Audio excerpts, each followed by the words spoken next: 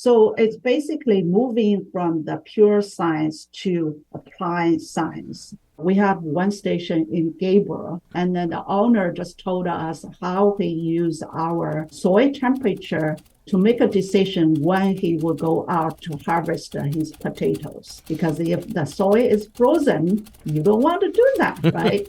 From NCPR, this is Northwards. People, ideas, and conversations from and about Northern New York, Vermont, and beyond. I'm Mitch Teich.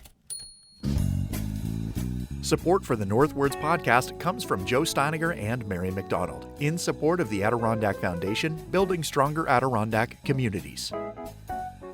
Here's a mundane way to start a conversation. How's the weather where you are? It's a simple question with a deceptively complex answer.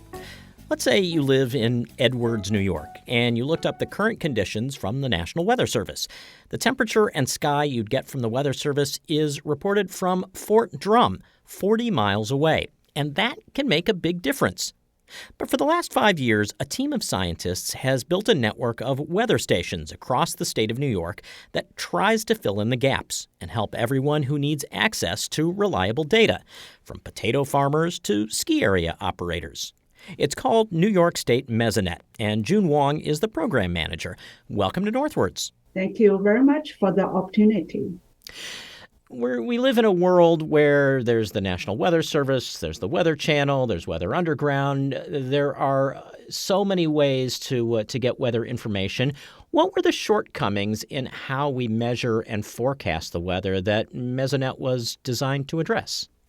We started about 10 years ago when we were thinking about to have more weather data in New York State. Before New York State Mesonet, we only had about 30 so-called NOAA weather station, high quality weather station. We know that's not enough to cover this huge state, especially over the 3 mountain regions. We have gaps, we have the holes. In addition, there are some of the variables are not measured at all. For example, soil moisture and soil temperature. They are very important for agriculture. So those are the primary reasons we started this whole project. And there are, like you said, there are a lot of other private company operated their weather stations, even citizen science. You operated your own weather station. In the end, the most important thing is the quality. You want to help the forecasting. Well, and so then who are the users that Mesonet is most set up to benefit? So the primary users, they are National Weather Service and emergency managers. However, our data users are way beyond those two. For private sectors, utility companies, transportation, and for the state agencies, DOT, Department of Transportation, DOH, Department of Health, they do correlated the vector-based disease with the weather information, climate information. And also for education, K-12 education, we work closely with teachers how to bring our data into the classroom, into the curriculum. And general public, because of the high spatial coverage, you can find your own backyard weather station rather than something very far away. So let's turn the clock back 5 or 10 years, I guess really 10 years, as you say, to the inception of this project. What had to come together to get Mesonet off the ground?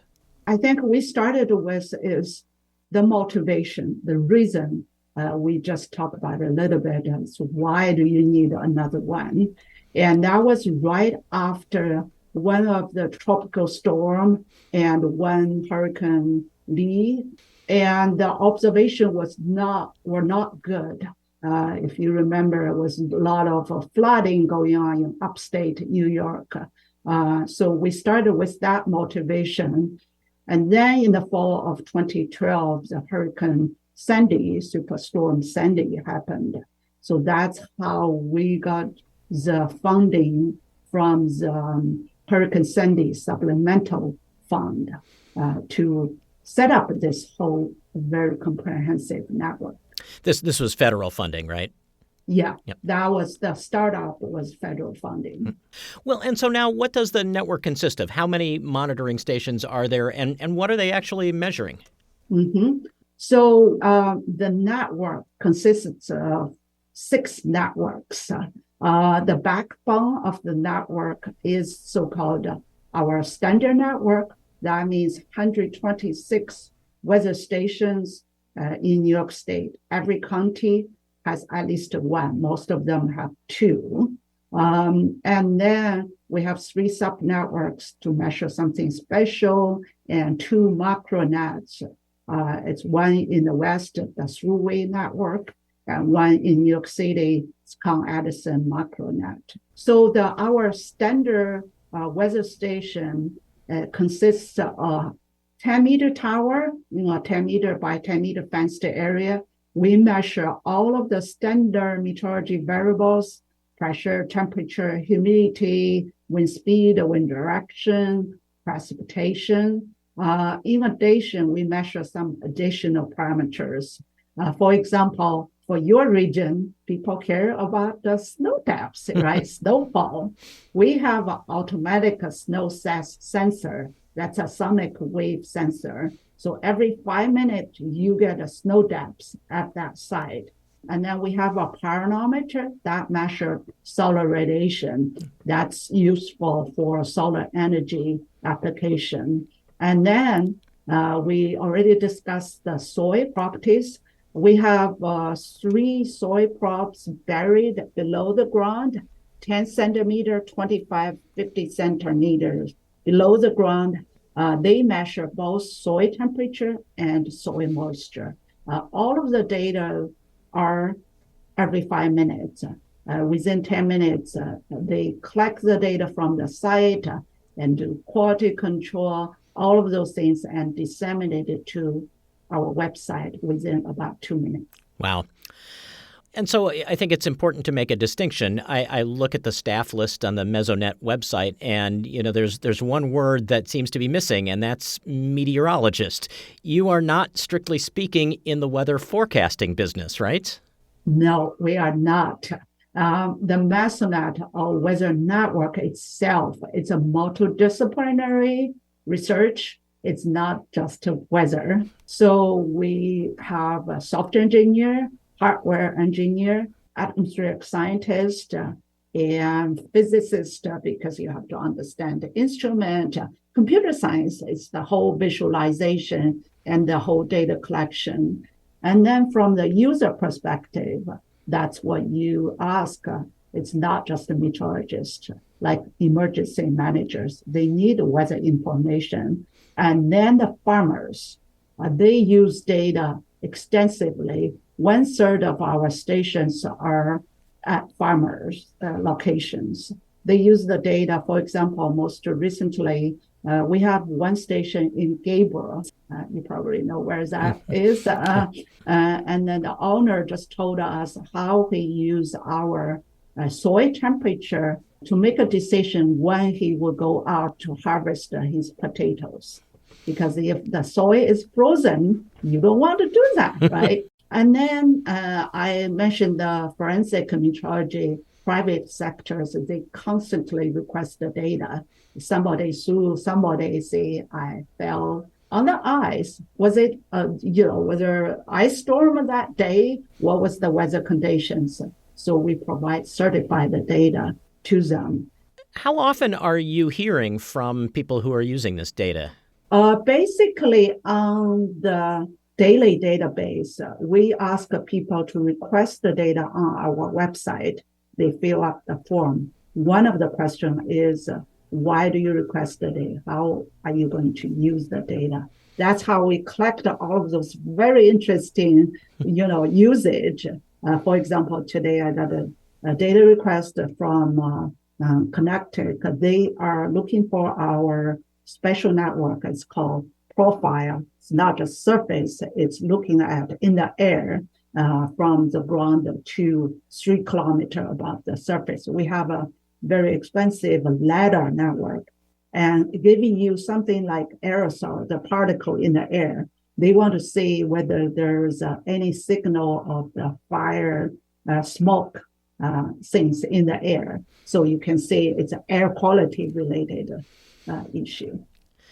You are, if I'm not mistaken, your background is in atmospheric science. Mm-hmm. Are there surprises to this that you've been finding out as you've done this work? It must have been interesting to hear that people are wondering the soil temperature so they can decide whether to harvest their potatoes. This is probably not something you're always thinking about when you're studying atmospheric science. Yeah, it's a great question. Thank you for asking. I've been an atmospheric scientist for my whole career for quite a while. And in the past, it's mainly focusing on science, especially climate side. However, working at New York State Mesonet is in terms of so rewarding to see how the data are used in the real time for different people. For example, last July, there was a tornado, EF2 tornado in the West.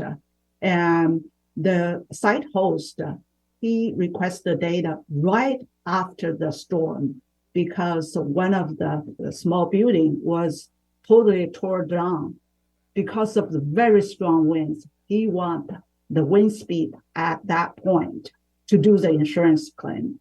So it's basically moving from the pure science to applied science. How this data would be very useful for people to make a decision. I mentioned those different examples, but our main user is National Weather Service Weather Forecasting Office. They have the direct link to our data and camera image. I should mention every site has a camera. Every 5 minutes, we get a camera image. That has to be proved very useful for situation awareness. They base on our data and camera image, make a decision, say, your part of the world, whether it's snowstorm or ice storm, right? That make a difference in terms of for people making their personal decision. So that has to be very rewarding for me. Have you been to many of the Mesonet sites around the state? Yeah, I have been quite a few of, not that many, as many as I wish. However, we have 6 technicians. Every year, they have to visit every site at least twice. We call spring pass and the fall pass. Right now, we are in the midst of the spring pass. So every site, every sensor has to be looked at. That's how we maintain the network to provide the high quality data to our users. So what can you tell us about how the Mesonet might evolve in the next 5 years? Yeah, thank you for the question. That's something I ask myself too. I think the highest priority is to continue to operate and maintain such a comprehensive, high quality network to provide the high quality data. As the network is aging, we think about 5, 7 years, it's not that bad. However, if you look at the sensors, they are 24/7, 365 days out there, given what weather conditions we have, especially in North Country. And they are getting weared out pretty quickly. So we are facing how do we support this network? So that's my highest priority. Before that, we need to advocate for fundings. It's a difficult thing to get buy-in from the state, although every state agency requests the data, but we cannot get support for our operation maintenance. And then the second thing is we really want to expand the network, saying, let's say in your part of the world, you say, I really want a weather station like yours somewhere here. The community, that region would benefit from this. We can work together how we can secure funding to do that. Yeah, additional variables, like in New York City, we measure meteorology variables can we do more for air quality? So those are the things. And I think the last thing is to get the words out to the community, how we can increase the applications of this unique data set. Well, I imagine that there will be some people who hear about it this way that might have some ideas. Yeah. On our website, we do have our email address, so they can just drop a line. We normally respond pretty quickly. Well, June Wong, it was a great pleasure to speak with you. Thank you so much for telling us about Mesonet, and best of luck with your work. Thank you very much for giving me the opportunity to talk to your audience. June Wong is the program manager of New York State Mesonet, a network of climate monitoring stations across the state of New York. She's based at the University at Albany. You'll find a link to them from ncpr.org/northwards. Thanks so much for listening to this episode of Northwards. I'm Mitch Teich. I hope you enjoyed our interview, and you can catch new content every Friday right here or wherever you get your podcasts. Find out more about Northwards and NCPR on our mobile app or at our website, ncpr.org. And while you're there, make a donation to support everything you hear on North Country Public Radio. Northwards is an NCPR podcast production. The program is written, recorded, and edited by Mitch Teich with digital production supervision by me, Ethan Shanty. Music by the Wickmore Jazz Trio of Plattsburgh. To support this show and find more podcasts, visit ncpr.org. This is NCPR, North Country Public Radio.